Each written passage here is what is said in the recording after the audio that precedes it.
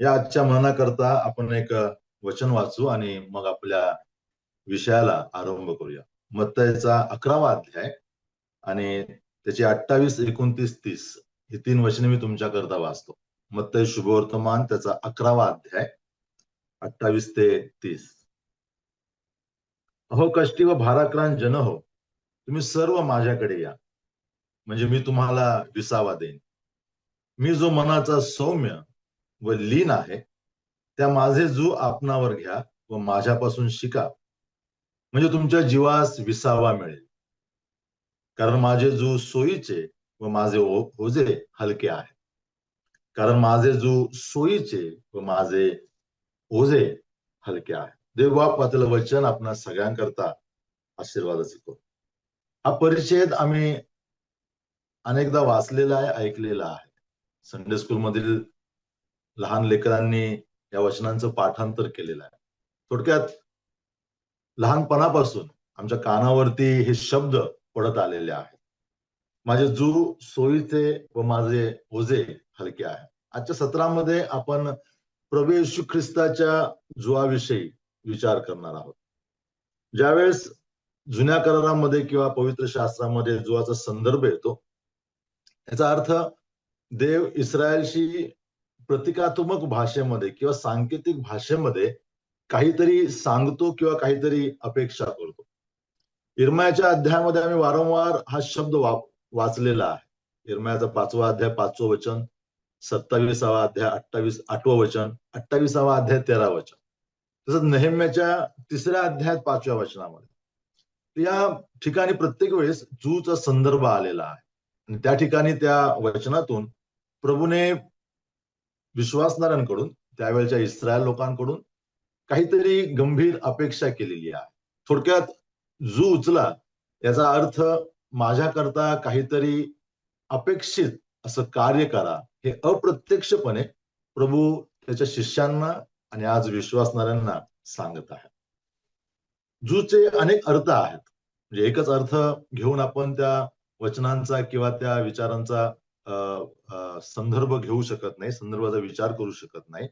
जू म्हणजे श्रम करणे आहे, जू म्हणजे कष्ट करणे आहे, जू म्हणजे गुलामी आहे, जू म्हणजे एखाद्या व्यक्तीची अधीनता आहे, जू म्हणजे सेवा आहे, जू म्हणजे आज्ञाधारकता आहे. या वचनामध्ये प्रभू येशूने कृपेचे आमंत्रण दिलेले आहे. माझे जू घ्या, ते कसे आहे, ते हलके नाहीये, ते सोयीचे आहे.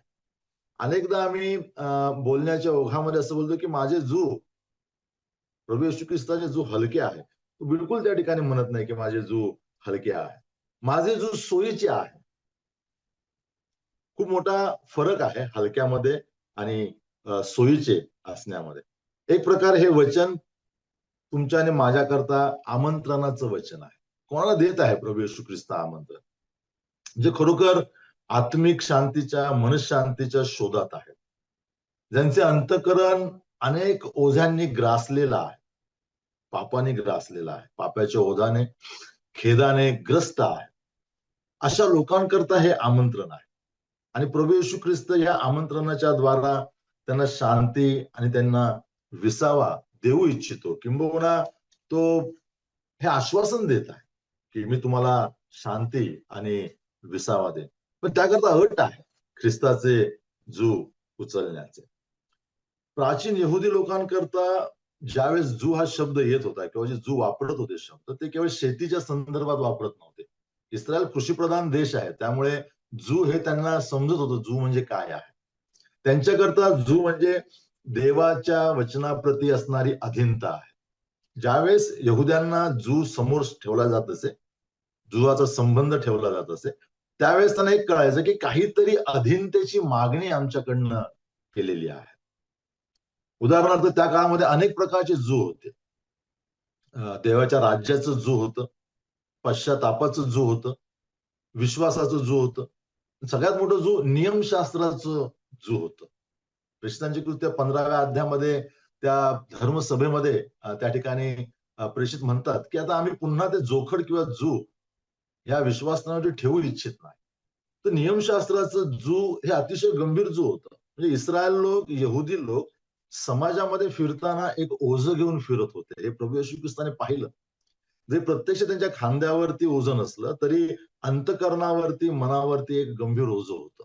नियमशास्त्राचं जू होतं, व्यावहारिक गोष्टींचं जू होतं आणि अशा सगळ्या ओझ्यांनी ग्रस्त असणाऱ्या समाजाला प्रभू येशू ख्रिस्त या ठिकाणी आमंत्रण देत आहे, की जी काही तुमची बालपणापासून, कुटुंबातील वाढीपासून जी काही जू तुमच्या मानेवरती, अंतःकरणावरती समाजाने, धर्मव्यवस्थेने, तुमच्या नातेवाईकांनी ठेवलेली आहे, ती आता थोडा वेळ विसरा आणि आता माझं जू घ्या. कदाचित लोकांनी विचारलं असेल, की भाऊ तुझ्या जुआमध्ये काय एवढा विशेष आहे? प्रभू येशू ख्रिस्त या ठिकाणी तेच सांगत आहे. नक्कीच माझं जू हलकं नाहीये, परंतु माझं जू सोयीचं आहे. सोयीचं आणि हलकं असणं याच्यामध्ये जो फरक आहे, तो अतिशय महत्वाचा आहे. 2 पिशव्या आहेत. 25-25 किलो रेती त्याच्यामध्ये आहे. एका पिशवीला काही बंध नाहीये. ती केवळ शिवलेली आहे. त्याच्या आतमध्ये 25 किलो जड रेती आहे. ती उचलताना त्या व्यक्तीला खूप कष्ट पडले. ती नीट घेऊन तो काही पावलं चालू शकला नाही आणि मग त्याने टाकलं. तो म्हणाला, की ही पिशवी खूप जड आहे मला. मला चालवता येणार नाही. मग त्या माणसाने दुसरी पिशवी दिली. ती पिशवी विशिष्ट प्रकारे बांधलेली होती. तिला 2 ठिकाणी बंद होते उचलण्याकरता. त्या माणसाने ते उचललं आणि तो ज्या ठिकाणी त्याला घेऊन जायचं होतं त्या ठिकाणी तो घेऊन गेला. मग तो म्हणाला, की 25 किलोचीच पिशवी आहे. रेती 25 किलोच आहे. परंतु आधीची पिशवी मला उचलता आली नाही. ही पिशवी मी उचलली कारण ही पिशवी मला सोयीची होती. इंग्रजीमध्ये काही भाषांतरामध्ये इझी शब्द वापरलेला आहे सोयीकरता. परंतु खरा जर व्यवस्थित त्या शब्दाचा अर्थ घेतला तर त्याचे अनेक अर्थ होऊ शकतात, की सहज शक्य असणारं ओझं किंवा कम्फर्टेबल ओझं असं आपण म्हणू शकतो. आपण अनेकदा म्हणतो, की मी या ठिकाणी कम्फर्टेबल आहे. त्याचा अर्थ तो आहे, की प्रभू येशू ख्रिस्त म्हणतो, की माझ्या जुवामध्ये एक वैशिष्ट्य आहे. ते ओझं आहे. ते भारी आहे. ते जड आहे. परंतु ते तुमच्याकरता कसं आहे? सोयीचं आहे. मी तुमच्याकरता वधस्तंभ उचललेला आहे. वधस्तंभाचा भारी भार सहन केलेला आहे. वधस्तंभाच्या द्वारा आलेल्या सगळ्या यातनांना, पीडांना मी सहन केलेला आहे. आणि म्हणून आता तुमच्याकरता काय आहे? आता तुमच्याकरता हे जे जू आहे, ते सोयीचं बनलेलं आहे. मित्रांनो, ज्यावेळेस प्रभू येशू ख्रिस्त हे आमंत्रण तुमच्या आणि माझ्याकरता देतो, या जुआचे अनेक अर्थ आहेत. आपल्या सीमित वेळेमध्ये मी काही अर्थ आपल्या समोर ठेवू इच्छितो. आजच्या जगामध्ये जगण्याला जगण्याकरता किंवा जगत असताना एक आदर्श ख्रिस्ती विश्वासी म्हणून जगत असताना आमच्या जीवनातून या जुआचं प्रदर्शन होणं आवश्यक आहे. नक्कीच प्रभू येशू ख्रिस्त सांगत नाही, की कुठलं प्रतिकात्मक जू खांद्यावर घेऊन समाजामध्ये फिरा. नाही. जुआचे अर्थ वेगळे आहेत. पहिला अर्थ आपण या ठिकाणी पाहणार आहोत. प्रेषितांची कृत्य 9वा अध्याय 6वं वचन. बघा त्या ठिकाणी एक घटना घडलेली आहे. प्रेषित 9:6. मराठी भाषांतरामध्ये ते पूर्ण वचन आलेलं नाही, परंतु जर इंग्रजी भाषांतर वाचलं आम्ही, तर त्या ठिकाणी तो शब्द आलेला आहे. या ठिकाणी काय घडलेलं आहे? आम्हाला 9व्या अध्यायाची पृष्ठभूमी सगळ्यांना माहीत आहे. तर त्या ठिकाणी आपण असं वाचतो, 9वा अध्याय प्रेषितांची कृत्य आणि 6वं वचन. तर उठ, नगरात जा, म्हणजे तू काय करावयाचे हे तुला सांगण्यात येईल. हे मराठी भाषांतरामध्ये इथपर्यंत आहे. परंतु जर इंग्रजी केजेव्ही किंवा एनएसबीचं भाषांतर आम्ही वाचलं योग्य, तर त्या ठिकाणी असं पौल विचारतो, की प्रभू आता मी काय करावे अशी तुझी इच्छा आहे. आता मी काय करावे अशी तुझी इच्छा आहे.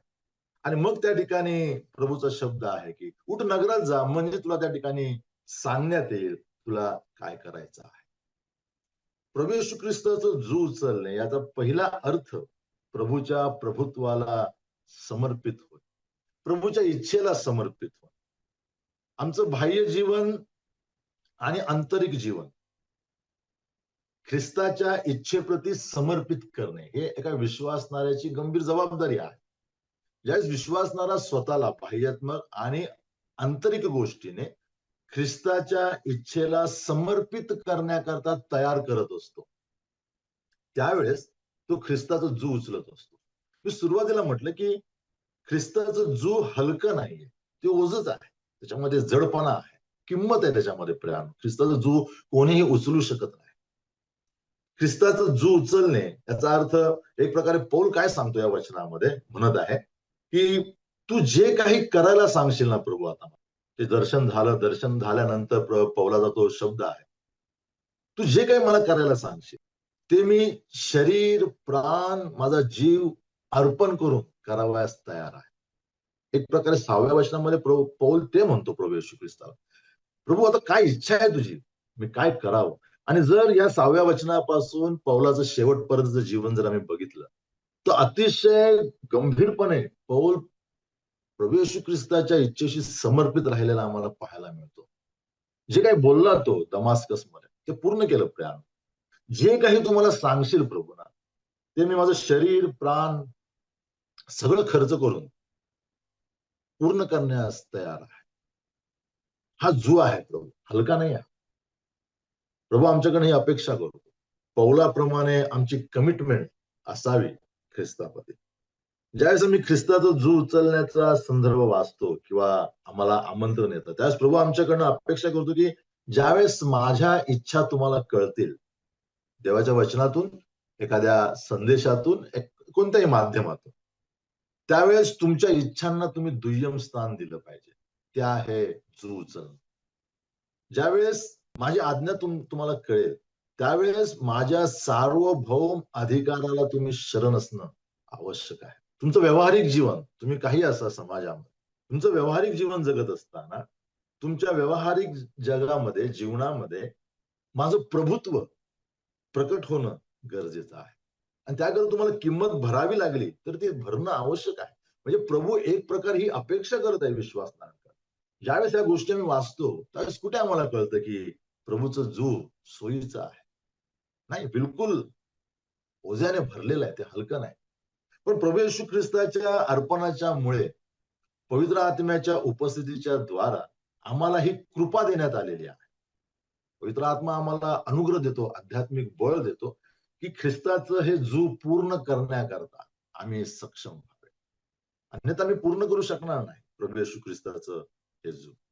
गंभीर मागणी प्रभू येशू ख्रिस्ताने त्याच्या ह्या आमंत्रणातून केलेली आहे. माझ्या वचनांप्रती, माझ्या आज्ञांप्रती, माझ्या इच्छेप्रती तुम्ही समर्पित व्हावे किंवा असावे. दुसरी गोष्ट किंवा दुसरा अर्थ जुआ संबंधात आपण पाहतो. 2 कोरिंथ 6वा अध्याय 14 वचन. 2 कोरिंथ 6वा अध्याय 14 वचन.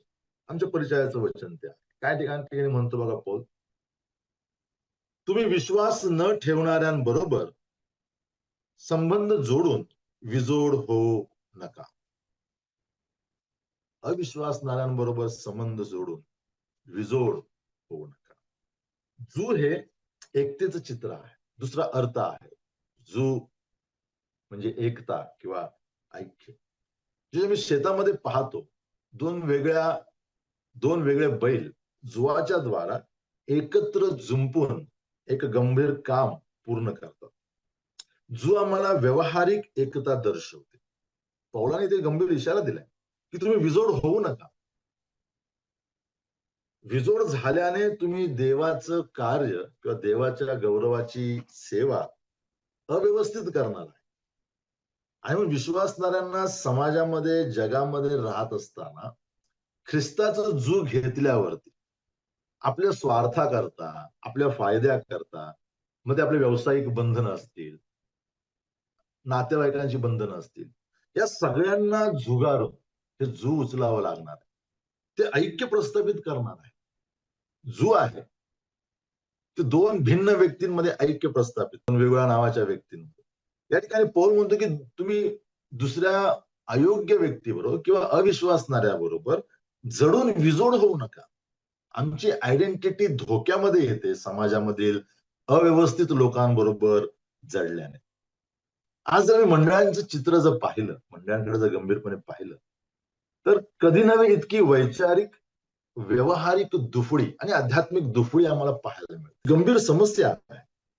आज या जुवाची तीव्र गरज मंडळीतील विश्वासणाऱ्यांना आहे. पौल बंधुजनांना व्यवहारिक ऐक्याचे आमंत्रण देतो, ज्याच्याद्वारे बंधुजन विश्वासणारे निकट सहभागितेमध्ये येतील, खऱ्या अर्थाने एकत्र येतील. व्यावहारिक ऐक्य नाही म्हणत या ठिकाणी, किंवा प्रदर्शनाचं ऐक्य नाही पाहत, जे आम्हाला लग्नाच्या हॉलमध्ये दिसतं, जे आम्हाला फॅमिली कॉन्फरन्समध्ये दिसतं. गर्दी आहे त्या ठिकाणी, ऐक्य कमी आहे.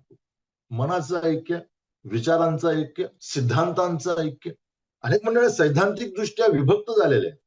अनेक बंधुजन सैद्धांतिक दृष्ट्या भिन्न आहेत. एक एका सिद्धांतांचं अनुकरण करतो, दुसरी मंडळी दुसऱ्या सिद्धांतांचं अनुकरण करते. कुठे ख्रिस्ताचा जू आम्हाला या ठिकाणी पाहायला मिळतो? दिसत नाही. गंभीर समस्या आहे. आम्ही जुन्या करारामध्ये वाचतो की हनोक देवाबरोबर चालला याचा अर्थ त्याने ऐक्य जतन करण्याकरता काही गोष्टींना तिलांजली दिली, आहुती दिली, अनेक गोष्टींची आहुती दिली. आमोस काय म्हणतो 3ऱ्या अध्याय 3ऱ्या वचनामध्ये, की कोणीही सहमत असल्याशिवाय एकत्र चालू शकत नाही. ती ऐक्याची भावना किंवा ते ऐक्याचं दर्शन मंडळीमध्ये असावं, ही प्रभू येशू ख्रिस्ताची गंभीर अपेक्षा आहे. ते जो उद्ध्वस्त झालाय मंडळांमध्ये, आणि ते जो जतन करण्याकरता मेंटेन करण्याची जबाबदारी आज प्रभू येशू ख्रिस्त या वचनाच्या द्वारा मंडळांवरती म्हणजेच विश्वासणाऱ्यांवरती टाकत आहे. विश्वासणाऱ्यांनी दैनंदिन जीवनामध्ये आपल्या सहविश्वासणाऱ्याबरोबर आणि प्रभू येशू ख्रिस्ताबरोबर ऐक्य, आध्यात्मिक ऐक्य प्रस्थापित करणं आवश्यक आहे, आणि ते प्रस्थापित केलेलं ऐक्य जतन करणं आवश्यक आहे. वास्तवामध्ये आम्ही अंतर्मुख होऊन विचार करणं आवश्यक आहे आणि कबूल करणं आवश्यक आहे की आमच्यामध्ये सैद्धांतिक दुफळी आहे, आमच्यामध्ये वैचारिक दुफळी आहे. जोपर्यंत ही दुफळी मान्य केली जात नाही, तोपर्यंत हे ऐक्य जतन करण्याकरता खऱ्या अर्थाने पावलं उचलली जाणार.